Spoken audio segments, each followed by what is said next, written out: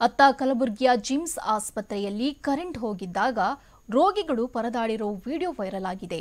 ಈ ಎಲ್ಲ ಸುದ್ದಿಯನ್ನ ನೋಡೋಣ ಕರ್ನಾಟಕ ನ್ಯೂಸ್ ಟಾಪ್ 9 ನಲ್ಲಿ.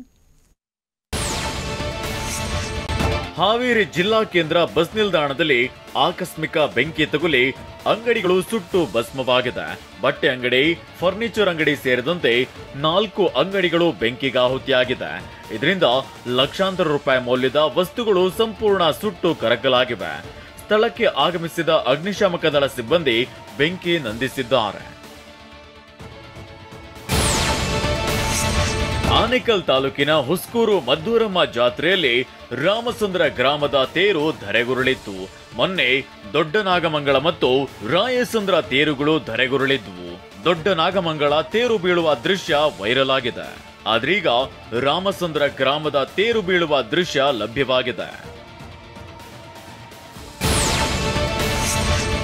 ಅಪ್ರಾಪ್ತ ಬಾಲಕನಿಗೆ ಆಟೋ ಓಡಿಸಲು ಕೊಟ್ಟಿದ್ದ ಮಾಲೀಕನಿಗೆ ದಂಡ ಹಾಕಲಾಗಿದೆ. ದಾವಣಗೆರೆ ನಗರದ ಬಸ್ ನಿಲ್ದಾಣದ ಬಳಿ ಆಟೋದಲ್ಲಿ ಸುತ್ತಾಡುತ್ತಿದ್ದ ಬಾಲಕನನ್ನ ಸಂಚಾರಿ ಪೊಲೀಸರು ಪರಿಶೀಲನೆ ನಡೆಸಿದ್ದಾರೆ. ತಕ್ಷಣವೇ ಆಟೋ ಮಾಲೀಕರನ್ನ ಕರೆಸಿ 25,000 ದಂಡ ಹಾಕಿದ್ದಾರೆ. ಮುಂದೆ ಅಪ್ರಾಪ್ತರ ಕೈಗೆ ಬೈಕ್, ಆಟೋ ನೀಡಬೇಡಿ ಅಂತ ಎಚ್ಚರಿಕೆಯನ್ನ ನೀಡಿದ್ದಾರೆ.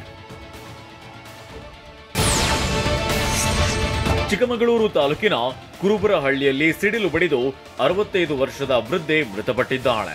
ಹಾಸನ ಜಿಲ್ಲೆಯ ಬೇಲೂರು ಮೂಲದ ನಾಗಮ್ಮ ಮೃತ ದುರ್ದೈವಿ. ಮಗಳ ಹೊಲದಲ್ಲಿ ಶುಂಠಿ ನಾಟಿ ಮಾಡಲು ನಾಗಮ್ಮ ಬಂದಿದ್ದು, ಈ ವೇಳೆ ಸಿಡಿಲು ಬಡಿದು ಆಕೆ ಸ್ಥಳದಲ್ಲೇ ಮೃತಪಟ್ಟಿದ್ದಾರೆ.